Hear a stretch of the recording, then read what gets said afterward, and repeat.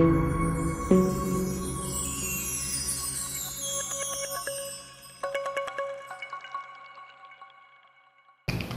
باللہ من الشیطان الرجیم، بسم اللہ الرحمن الرحیم، السلام علیکم ورحمۃ اللہ وبرکاتہ۔ مومنین کرام، ہمیں جو حضرت امیر المومنین کی تصویر بتائی جاتی ہے، دکھائی جاتی ہے منبر سے، وہ ایسا لگتا ہے کہ وہ بالکل غریب تھے، بالکل دادار تھے، سوکھی روٹیاں کھانے والے تھے۔ ان کی غربت، ان کی زہد ایک الگ چیپٹر ہے، ٹھیک، وہ کیوں کیا کرتے تھے، لیکن اس کا ہرگز مطلب نہیں ہے کہ ان کے پاس کچھ نہیں تھا۔ نہیں، وہ شخص جو دوسروں کو کہے کہ آپ جو ہے رزق حلال کمائیں، رزق حلال کی کوشش کریں، وہ اگر گھر پر بیٹھا رہے، ہاتھ پہ ہاتھ دھرے بیٹھا رہے، تو پھر تو اس کے قول و فعل میں تضاد ہو گیا نا۔ اور قول و فعل کے تضاد کو قرآن کہتا ہے لما تقولون ما لا تفعلون، وہ کہتے کیوں ہو جو کرتے نہیں ہو۔ کہ حضرت امیر المومنین علیہ السلام کی شخصیت کے اندر اگر قول و فعل میں تضاد نظر آ جائے تو پھر بچا کیا؟ یہ ہرگز بالکل غلط بات ہے کہ حضرت امیر المومنین ایک نادار شخص تھے، معاذ اللہ ثم معاذ اللہ۔ وہ ایک مالدار شخص تھے۔ ان کی مالی حیثیت کی مقام یہ تھا کہ جب خواستگاری کے لیے حضرت بی بی فاطمہ الزہرا کے ساتھ ان کی شادی کی بات ہونے لگی تو اس وقت حضرت امیر المومنین کے پاس کیا دنیاوی ایسیٹس تھے، میں آپ کو بتاتا ہوں۔ ان سے پوچھا گیا کیا ہے آپ کے پاس؟ کہا کہ میرے پاس ایک تلوار ہے۔ عرب کے دور میں یہ بہت بڑی بات ہوتی تھی، ایک تلوار ہے پرسنل، اپنی زرہ ہے، ٹھیک، اور ایک گھوڑا اور ایک اونٹ ہے۔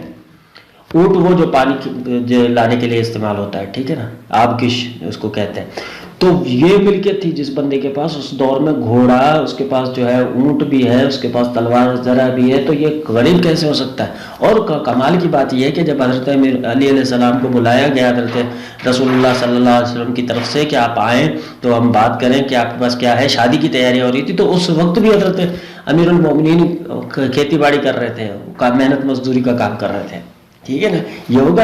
اس کے بعد آتے ہیں مدینہ کے اندر۔ مدینہ کے اندر حضرت رسول اللہ صلی اللہ علیہ وسلم جاتے ہیں، کفار سے جنگ ہوتی ہے، اصحاب کے ساتھ جو ہے جاتے ہیں، شرکت کرتے ہیں، وہاں پر فتح حاصل ہوتی ہے، تو اصحاب کو حضرت رسول اللہ صلی اللہ علیہ وسلم مختلف جو ہے زمین کے ٹکڑے بانٹ کر دیتے ہیں۔ حضرت امیر المومنین علیہ السلام کو بھی ایک ٹکڑا زمین کا اس طرح سے ملا۔ انہوں نے کیا کیا، وہاں پر جا کر سسٹم بنایا پانی کا، کنویں کھودے، ٹھیک، کنویں کھودے، ٹھیک۔ اور دوسری ایک چیز ہے قنوات۔ اب قنات جو ہے وہ کیا ہوتا ہے، میں آپ کو سمجھاؤں کہ آج بھی آپ بلوچستان میں جائیں گے، ایران کے اندر جائیں گے تو آپ کو نظر آئے گا کہ مختلف جو ہے زمین کے اندر کنویں کھود کے ان کو ایک دوسرے کے ساتھ کنیکٹ کرتے ہیں، ٹھیک، پھر وہ ایک دوسرے کے ساتھ کنیکٹ کرتے ہیں اور پھر پانی کا فلو جو ہے گریوٹی کی وجہ سے ایک لیول سے دوسری لیول کی طرف جاتا ہے اور وہ پھر اس پانی سے استفادہ کرتے ہیں۔ یہ ٹیکنیک ایران کے اندر بہت زیادہ یوز ہوتی تھی، ٹھیک، اور آج بھی ہو رہی ہے، اور بلوچستان کے اندر بھی بہت زیادہ استعمال ہوتی تھی۔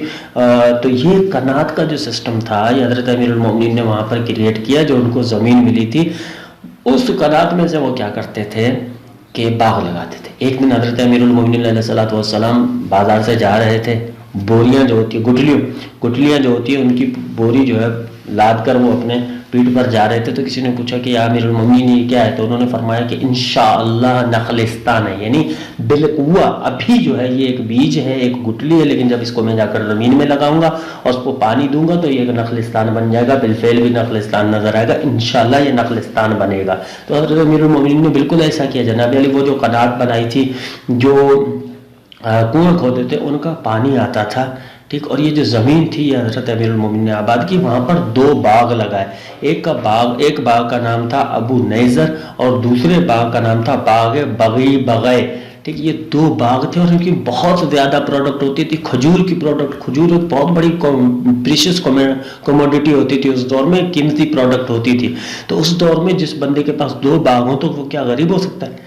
پھر ہم جو ہے اپنی باتوں میں بھی ہمارا تضاد ہے نا، ہم تو ایک طرف کہتے ہیں کہ حضرت امیر المومنین بہت غریب تھے، دوسری طرف کہتے ہیں کہ وہ اتنے خاندان کو پالتے تھے، اتنے یتیموں کو پالتے تھے۔ تو سر کہاں سے پالتے تھے جب ان کے پاس کچھ بھی نہیں تھا؟ اتنے ہزار جو ہے وہ روایت میں ملتا ہے حضرت امیر المومنین نے غلام آزاد کیے، تو کس طرح سے کیے جب ان کے پاس پیسے ہی نہیں تھا؟ نہیں سر، وہ اچھے خاصے جو ہے ماشاءاللہ سے صاحب استطاعت تھے، ان کے پاس جو ہے ثروت مند تھے، اچھی خاصی ان کے پاس دولت تھی۔ اور یہ جو آپ کہتے ہیں نا کہ حضرت امیر المومنین جو ہے سوکھی روٹیاں کھاتے تھے، زہد، تو یہ جو آتا ہے پیریڈ وہ ان کی خلافت کا پیریڈ آتا ہے، ٹھیک۔ ایک واقعہ ملتا ہے کہ حضرت امیر المومنین اس وقت سادی زندگی گزارتے تھے۔ ایک شخص آیا، اس نے کہا کہ یا امیر المومنین میرا جو بھائی ہے وہ کچھ کھاتا پیتا نہیں ہے، ٹھیک۔ تو حضرت امیر المومنین نے کہا چلو مجھے لے چلو، اس کے بعد میں اس سے بات کرتا ہوں۔ گئے وہاں پر تو ان سے پوچھا کہ آپ کیوں نہیں کھاتے پیتے؟ انہوں نے کہا کہ سر آپ بھی جو ہے حضرت امیر المومنین مولا، آپ بھی جو ہے بالکل سادگی سے زندگی گزارتے ہیں. کہا کہ میں خلیفۃ المسلمین ہوں، تم علی نہیں بن سکتے، میرے اوپر فریضے الگ ہیں، تمہارے پر وہ فرائض نہیں ہیں. میرے اوپر فرض ہے کہ میں اپنی رعایا کے غریب سے غریب تر فرد کی طرح زندگی سادگی سے گزاروں. تو یہ سادگی جو زہد تھا یہ اس وجہ تھا. اس کا مطلب ہرگز نہیں ہے کہ امیر المومنین کے پاس ایسیٹس نہیں تھے، حضرت امیر المومنین کے پاس دولت نہیں تھی. حضرت امیر المومنین محنتی شخص تھے، وہ ان پر لعنت کرتے جو کوئی پیسہ نہ کمائے، ان لوگوں پر جو ہاتھ پہ ہاتھ دھرے بیٹھے ہوئے. ٹھیک. تو یہ جناب علی باغات تھے. اس کے علاوہ ایک چشمہ بھی تھا. چشمہ تھا وہ بھی اس کا کہا جاتا ہے عین ینبع یا عین ینبع. ٹھیک. وہ بھی آپ کو ملے گا 8 کلومیٹر جنوب کے اندر. ابھی بھی آپ دیکھیں گے واقع ہے وہاں پر، مدینے کے اطراف میں ہے. وہاں پر جو آج بھی وہ نشانات ملتے ہیں جہاں پر ابیار علی تھا، اور اس کو آج بھی آبیار علی، ابیار علی اور ابیار علی یعنی 3 مختلف ناموں سے اس کو پکارا جاتا ہے. یہ وہ مقام تھا جہاں پر حضرت امیر المومنین نے کنویں کھودے تھے، کناتیں لگائی تھی اور وہاں پر جو ہے 2 باغ ان کے جو تھے وہ انہوں نے آباد کیے تھے، اور ان سے ان کی اچھی خاصی پروڈکٹ ہوتی تھی.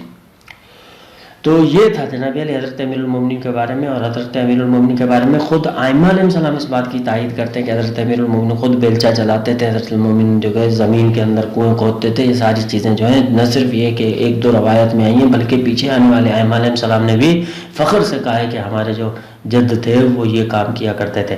خدا بند متعال سے دعا ہے کہ خدا ہمیں یہ توفیق دے کہ ہم حضرت امیر المومنین علیہ السلام کی سیرت کو سمجھیں اور اس پر عمل کریں. وعلیکم السلام ورحمۃ اللہ وبرکاتہ.